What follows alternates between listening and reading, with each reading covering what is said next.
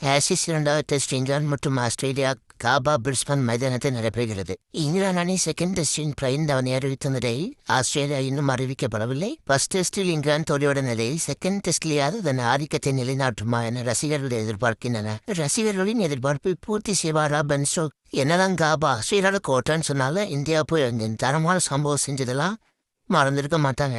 என்னதான் முதல் டெஸ்ட்ல இங்கிலாந்து அடி வாங்கியிருந்தாலும் செகண்ட் டெஸ்ட்ல கம்பேக் கொடுப்பாங்கன்னு எதிர்பார்க்கப்படுகிறது. முதல் டெஸ்ட்ல ஸ்டார்க்கு சும்மா சொருன்னு அப்படியே அதை இன்னும் மறக்க முடியல. ஏதாவது ஸ்டார்க்கு நல்லா போட்டிருந்தாலும் ஸ்ட்ரோக்ஸும் ஆர்ச்சரும் அவங்க சைட்ல இருந்து நல்லா பண்ணியிருந்தாங்க.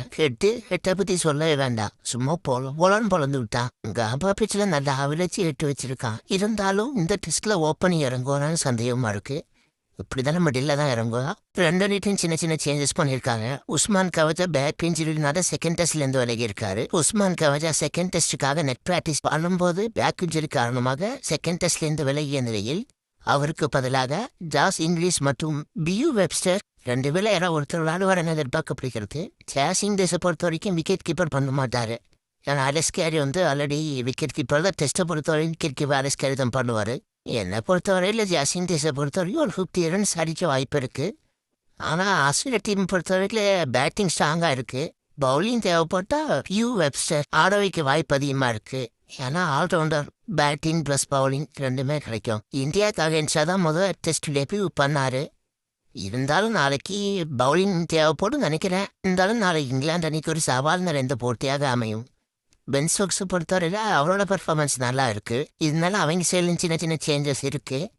மார்க்கவுட் காயம் காரணமாக அவர் விலகிய நிலையில் மார்க்கவுட் ஒரு fast bowler replacement fast bowler பண்ணுவாங்கன்னு பார்த்தா இல்லை அங்கே பேஸ்பால் கிரிக்கெட்டு அப்படின்னு சொல்லிட்டு சீனை போடுறானுங்க. மார்க்கவுட் ஸ்குவாடில் வந்திருக்க பிளேயர் ஆதரடி மன்னர், ஸ்பின் பவுலர் பில்ஜாக்ஸை பொறுத்தவரையில் பேட்டிங்கில் ஓரளவுக்கு கான்ட்ரிபியூட் பண்ண முடியும்.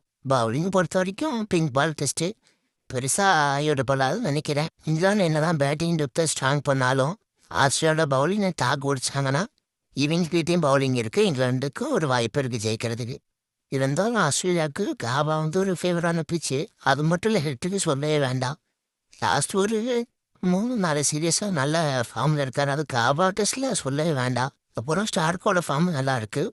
ஆஸ்திரேலியாவுக்கு ஒரு 70% வாய்ப்பு இருக்குது. இங்கிலாந்துக்கு ஒரு 30% வாய்ப்பு இருக்குது. அப்புறம் மக்களே, எனக்கு தெரிஞ்ச கிரிக்கெட்டை வச்சு பேசி வீடியோ போட்டு வச்சுருக்கேன். உங்களால் முடிஞ்ச சப்போர்ட்டை பண்ணுங்கள். இந்த சேனலை சப்ஸ்கிரைப் பண்ணுங்கள்.